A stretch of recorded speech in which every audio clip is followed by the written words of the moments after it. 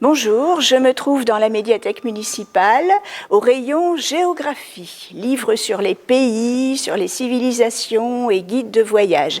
Et grâce à Claude Delcourt et à la caméra de Beffroi Vision, je vais pouvoir un petit peu vous présenter ce thème du voyage. Vous savez que la médiathèque municipale a repris ses activités dans cette période évidemment très particulière de pandémie.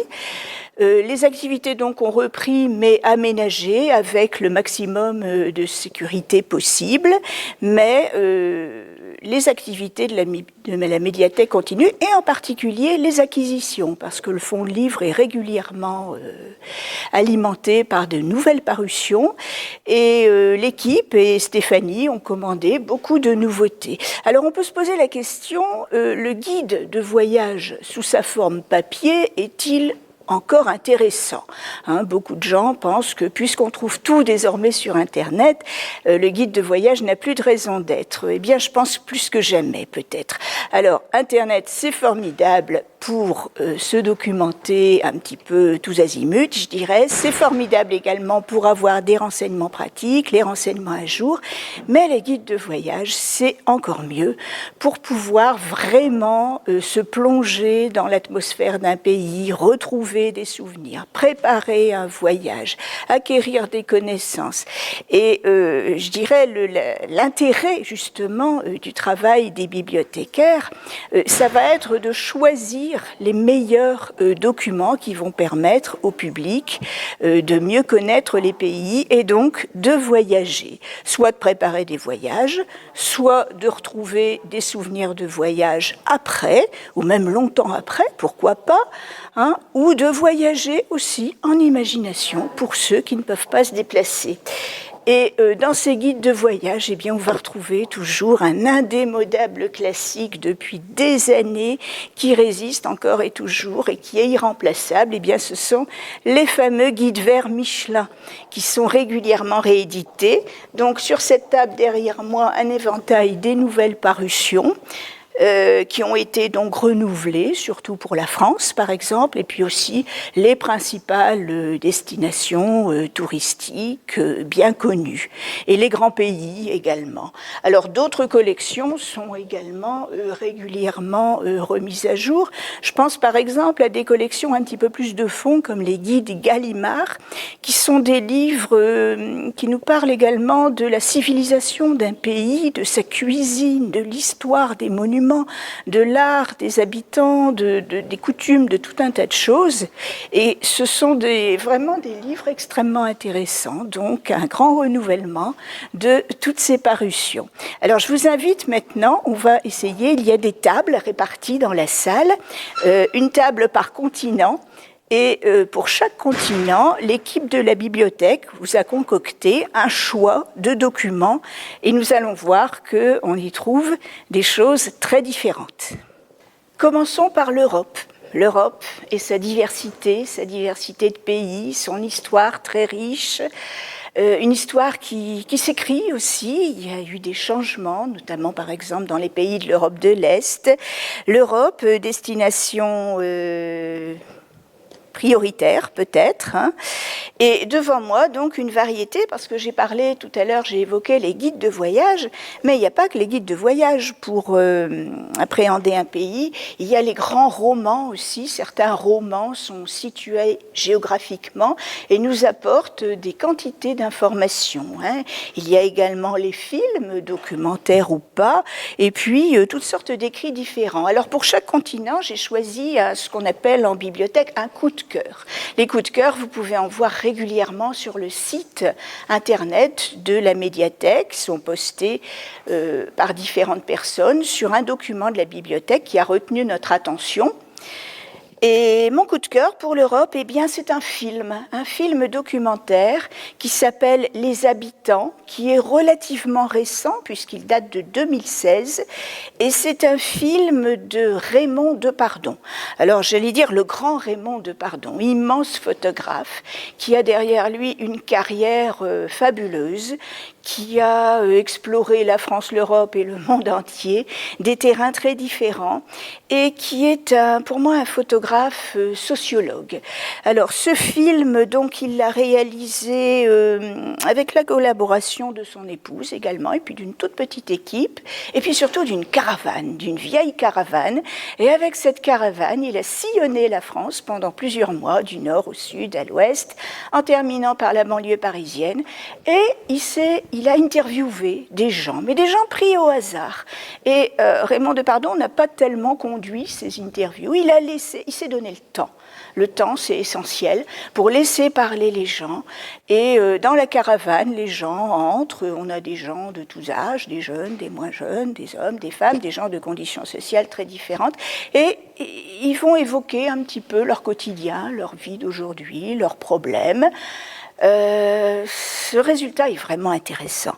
Nous avons une espèce comme ça de portrait sociologique, sans a priori, sans jugement non plus, où les gens se livrent. Ça me fait penser à une émission qui était excellente, qui était passée à la télévision il y a quelques années, qui nous venait de Belgique, je crois, qui était Striptease, vous voyez, où on découvrait comme ça les gens. Ça ouvre à la diversité, ça fait réfléchir, c'est vraiment un voyage, ça libère l'esprit, je pense. Très bon film. Alors il faut se donner le temps, il faut rentrer dans ce film qui est un petit peu particulier, mais je trouve que le résultat vaut la peine. Voilà. Alors, l'occasion aussi de rappeler qu'à la médiathèque, vous pouvez également emprunter des DVD, alors des films bien sûr, mais également d'excellents DVD documentaires. Nous voilà maintenant en Amérique, l'Amérique qui fait tant rêver, les États-Unis et New York bien sûr, mais aussi tous les autres pays, notamment tous les pays d'Amérique du Sud qui sont nombreux et divers. L'Amérique qui fait rêver les voyageurs. Je me souviens qu'il y a quelques années, nous avions eu une magnifique exposition de photographies d'un ancien cartésien, M. Bernard Lagneau, fou des États-Unis, et qui avait voyagé le long de la route 66, la fameuse route 66. Alors, pour l'Amérique, on a l'embarras du choix pour les documents, parce que la production est très riche, et notamment, il y a beaucoup de romans, il y a beaucoup de films qui nous familiarisent avec cette civilisation, ces pays. Alors, j'ai retenu pour l'Amérique une bande dessinée, ou plutôt une trilogie de bandes dessinées d'un grand auteur qui s'appelle Will Eisner, une trilogie donc consacrée à la ville de New York. Alors je me suis un petit peu documentée avant cette émission et j'ai redécouvert Will Eisner que je ne connaissais pas énormément, qui est un immense personnage de la bande dessinée. Alors il est décédé maintenant, il est décédé en 2005. Il était né donc il y a pas mal de temps, en 1917, et sa carrière, il s'est fait connaître notamment grâce à une série qui paraissait à l'époque dans les journaux, une série de bandes dessinées policières avec le personnage d'un détective, The Spirit. Alors tout ça, ça se passe entre 1940 et 1955, 57 peut-être. Donc il a eu une activité très prolifique, il s'est fait connaître et puis il est un petit peu, je dirais pas tombé dans l'oubli, mais quand il a essayé de faire autre chose, finalement ça n'a pas tellement marché et il s'est reconverti dans des activités, disons, plus lucrative pour vivre autour du domaine de l'édition, en restant quand même dans sa partie, mais il n'a plus beaucoup créé. Et puis cet auteur, il a été redécouvert dans les années 60 par les jeunes générations, avec le renouveau de la bande dessinée, pour toute la qualité de ce qu'il a apporté à la bande dessinée policière. Et il a été récompensé, notamment dans les années 1970, en 1975, par le Grand Prix de la ville d'Angoulême, la ville de la bande dessinée.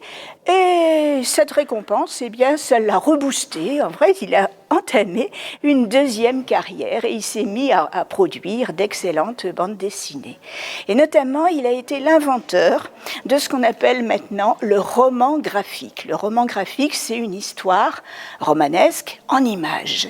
C'est un peu différent de la bande dessinée classique. Le dessin a peut-être plus d'importance et puis surtout l'intrigue psychologique. Voilà. Alors, New York appartient à cette nouvelle catégorie du roman graphique.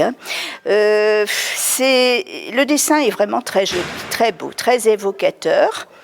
Il s'agit en fait de la vie de toute une série de personnes dans les immeubles. Ça fait penser, l'atmosphère peut faire penser, vous savez, à ce très beau film d'Hitchcock, Fenêtre sur cour, où jouaient notamment Grace Kelly et James Stewart. Et le héros se livre comme ça à une enquête sur ses voisins en les découvrant dans leur vie. Les images nous sont très familières parce qu'on va retrouver l'atmosphère de nombreux films et puis plein d'histoires, des histoires dramatiques, des histoires plus humoristiques, une grande variété, une très très jolie bande dessinée avec un dessin très élégant, très maîtrisé, très évocateur. Alors oui, Will Eisner, c'est également un grand monsieur de la bande dessinée, parce que c'est aussi un théoricien de la bande dessinée. Il a notamment écrit des livres théoriques sur la bande dessinée art séquentiel et le récit graphique, narration et bande dessinée. Ce sont vraiment des ouvrages fondamentaux sur la technique bande dessinée.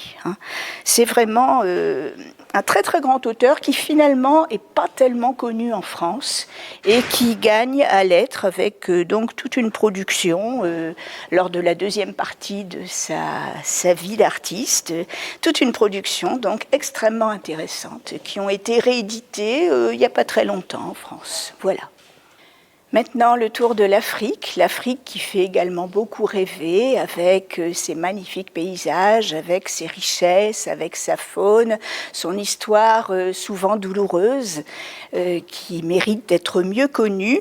L'Afrique vue par les Africains, voilà, là par exemple j'ai Nelson Mandela, mais l'Afrique vue aussi par les Européens, voyageurs qui ont découvert tous ces différents pays et qui l'ont fait connaître parce que le gros problème de l'Afrique, c'est qu'au départ, on n'a pas beaucoup de civilisations écrites, ou alors elles sont très peu connues, sauf des spécialistes. Donc ce sont souvent les Européens qui ont fait connaître l'Afrique à travers leurs récits de voyage, ou également, là j'ai choisi la littérature policière tout à fait classique, avec notre grande Agatha Christie qui s'est promenée en Afrique du Nord, et notamment en Égypte, parce qu'elle avait la chance extraordinaire d'avoir un mari archéologue, les deux disposant également d'une certaine fortune qui leur permettait de voyager dans des conditions agréables. Et elle a ensuite profité de tous ces matériaux pour les réinvestir dans ses fameux romans. Alors il y en a un qui est très connu, qui est Mort sur le Nil.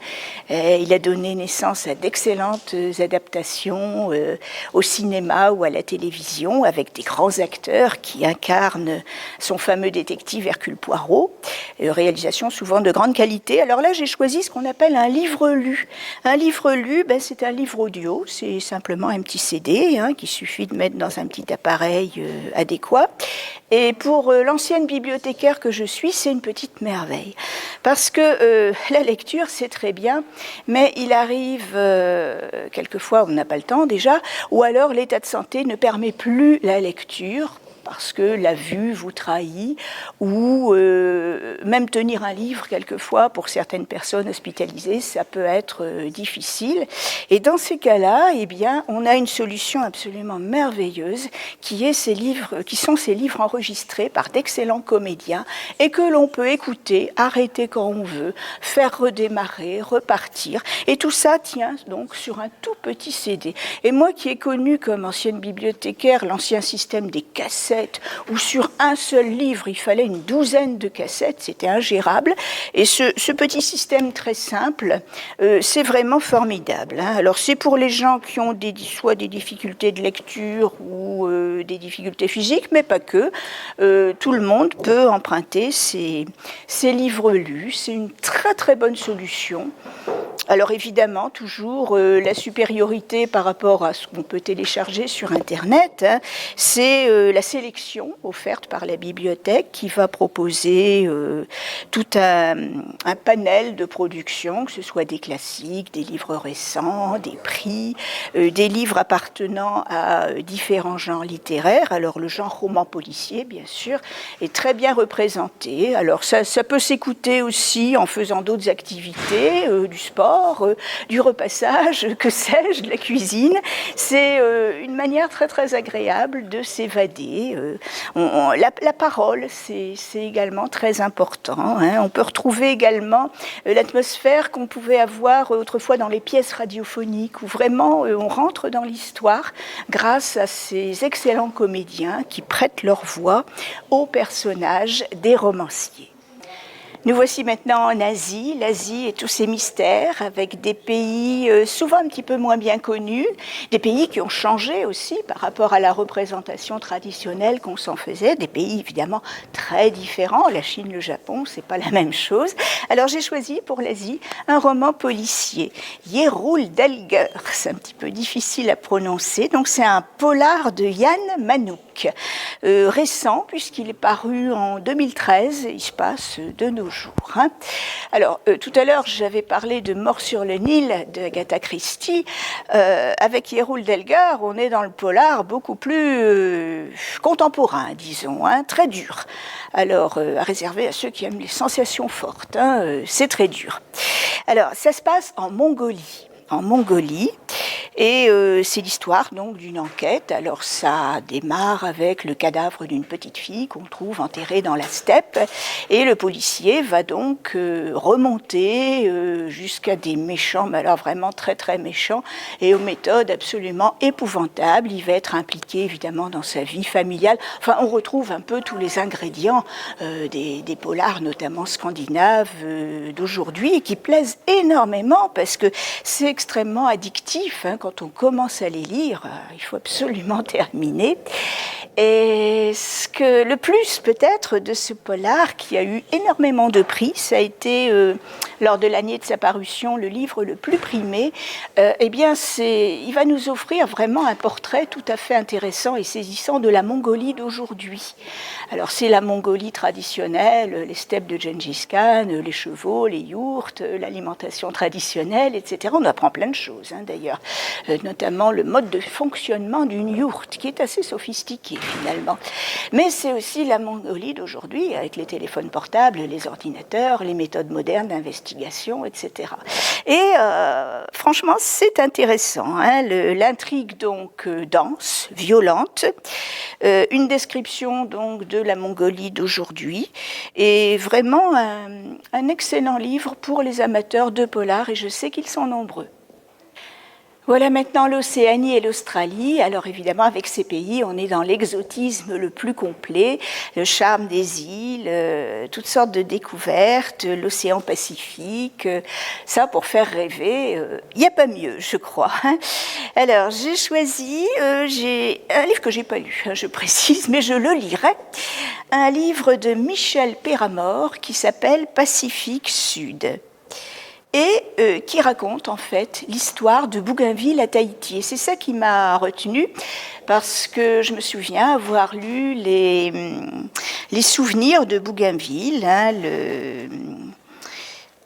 le livre qu'il a écrit sur le voyage qu'il a eu l'occasion de faire autour du monde et l'escale qu'il a fait à Tahiti. Et c'est un livre que j'avais beaucoup, beaucoup aimé. Et c'est vrai que c'est grâce à ce livre de Bougainville que nous connaissons tout l'imaginaire de Tahiti s'est construit au XVIIIe siècle. Alors Bougainville, c'est un homme évidemment du XVIIIe siècle.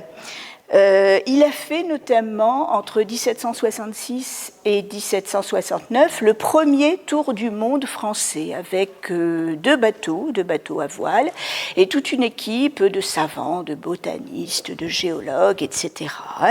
Et puis il a eu une carrière maritime, disons, assez remplie, maritime et militaire, parce qu'il a participé à des guerres au Canada, lors de l'indépendance américaine, etc. Et l'escale à Tahiti, c'est absolument fabuleux. Hein. Alors, quand il fait son tour du monde, c'est pas le premier tour du monde, mais c'est le premier tour du monde de navires français. Alors, il est le deuxième à accoster à Tahiti après le capitaine Cook. Il est très bien accueilli par les indigènes, qui sont très accueillants, et notamment les femmes tahitiennes, les fameuses vaïnées. Et il raconte tout ça très bien. Il dit à un moment, je me croyais transporté dans les jardins d'Éden. Parce que cet homme du 18e, c'est une société quand même très corsetée encore, découvre un petit peu l'exubérance, la douceur de vivre des Tahitiens. Alors c'est une image personnage évidemment quelquefois un petit peu idéalisé, qui va donner naissance à tout un tas de mythes, le mythe du bon sauvage, de la vie libre, naturelle, de la beauté des Tahitiennes, etc. Mais c'est un livre qui vraiment va forger l'imaginaire européen sur Tahiti et qui va faire connaître ce petit bout de terre là un petit peu perdu dans le monde entier, et ce jusqu'à aujourd'hui. Vous savez que notre grand peintre Henri Matisse a fait le voyage de Tahiti et tenait à le faire. Et pour lui, ça a été, peut-être pas tout de suite, mais dans plusieurs années après, ça a été une grande source d'inspiration. Voilà. Donc Tahiti, ça fait rêver, et j'ai trouvé que l'idée de faire un petit roman sur cette découverte de Tahiti par les marins français, c'est une très bonne idée, parce que bon, le livre de Bougainville est admirable, la prose du XVIIIe siècle, c'est un sommet de la langue française. Bon, il est écrit de manière tout à fait abordable, mais c'est quand même 2 gros volumes dans la langue du XVIIIe, il faut disposer d'un certain temps pour lire ça, et une adaptation romanesque, eh bien, c'est une très bonne idée. L'auteur Michel Péramore est bien connu, il a écrit énormément de livres, c'est un bon romancier, bien solide, facile à lire, agréable, qui a beaucoup de métiers. Alors bien sûr, attention, ça n'est pas un historien. Michel Péramore prend quelquefois, disons, accommode un petit peu l'histoire, mais sa documentation de base est toujours exacte et rigoureuse, et c'est une très bonne solution pour finalement apprendre tout un tas de choses. On est vraiment dans la lecture détente, la lecture évasion, qui permet de passer un beau moment. Et je vais faire une parenthèse d'ailleurs à cet égard. Bon, la période de confinement que nous avons vécue, que les personnes âgées risquent de revivre dans les mois qui vont venir, eh bien pendant cette période, les lecteurs, ils ont été peut-être un petit peu moins malheureux que les autres, parce que s'évader grâce à la lecture, c'est une magnifique façon de passer le temps, non seulement de passer le temps de manière agréable, mais aussi d'enrichir ses connaissances, son imaginaire, son empathie pour des personnes que l'on ne connaîtra jamais, des civilisations anciennes. C'est vraiment enrichissant. Et les romans de Michel Péramore, ce sont de bons petits romans, bien agréables. Voilà, pour cette parenthèse. Je termine ce voyage dans les rayons de la bibliothèque par la table située à l'entrée. Vous voyez derrière moi une très belle citation de Victor Hugo. « Lire, c'est voyager. Voyager, c'est lire ». Très, très belle formule, très concentrée et très juste. Alors, des livres sur le voyage aussi en général, et j'ai choisi un grand voyageur, peut-être pas encore très connu, toujours très connu du grand public, mais quelqu'un d'important, Nicolas Bouvier, à travers son grand classique qui est L'usage du monde. C'est un livre qui a déjà quand même quelques années. En fait, il est paru en 1963. Il est paru à compte d'auteur. Ça a dû passer relativement inaperçu. Nicolas Bouvier, c'est un Suisse. À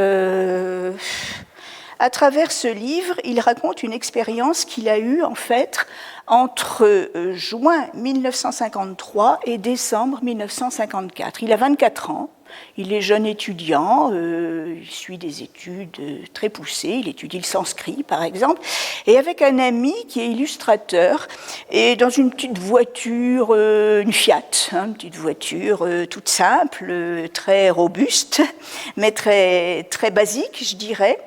Il va s'en aller pour un périple, donc il démarre de la Yougoslavie, et ça va se terminer en Afghanistan. Ils vont pouvoir visiter la Turquie, l'Iran, le Pakistan et donc l'Afghanistan où son compagnon le quitte, et puis continue encore un petit peu. Donc des conditions de voyage très précaires, c'est une chose qu'on oserait certainement assez peu faire de nos jours à travers ces pays qui ont eu une histoire quand même très, très compliquée, très dure. Et puis ils vivent un peu d'expédients, ils bricolent, ils font des articles pour la presse, ils se débrouillent. Alors ils sont sans filet, pas vraiment de but à ce voyage, c'est un voyage pour découvrir. Et la relation est vraiment assez extraordinaire parce que ce sont des vrais voyageurs qui retrouvent cette grande tradition aussi des voyageurs du XIXe siècle qui allaient vraiment à la rencontre de civilisations peu connues, à la rencontre de l'autre. J'ai trouvé une très belle phrase qui caractérise un petit peu le type de voyage que pouvait faire Nicolas Bouvier.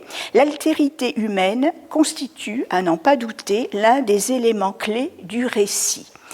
Et le même auteur parle également de géopoétique, c'est-à-dire qu'on va avoir bien sûr des descriptions des pays, des sites, etc., mais surtout des gens. C'est la rencontre vers l'autre, c'est le voyage, ça devient de la philosophie, là, c'est aussi la réflexion, mieux se connaître. Et les livres de Nicolas Bouvier sont devenus des grands classiques du récit de voyage. Ça se lit très très bien, c'est pas du tout difficile à lire. Il a également fait d'autres œuvres qui maintenant sont très importantes. Alors toujours le choix de la bibliothèque pour tout un certain nombre de livres consacrés au voyage. Alors je ne saurais qu'encourager les gens à venir s'ils le peuvent à la bibliothèque, qui sera fermée une quinzaine de jours au début du mois d'août, mais qui fonctionne. Et à se servir aussi beaucoup, pour ceux qui veulent moins se déplacer peut-être, à se servir également beaucoup du site Internet de la bibliothèque. Il suffit de taper Médiathèque Le Cateau, on l'a très facilement.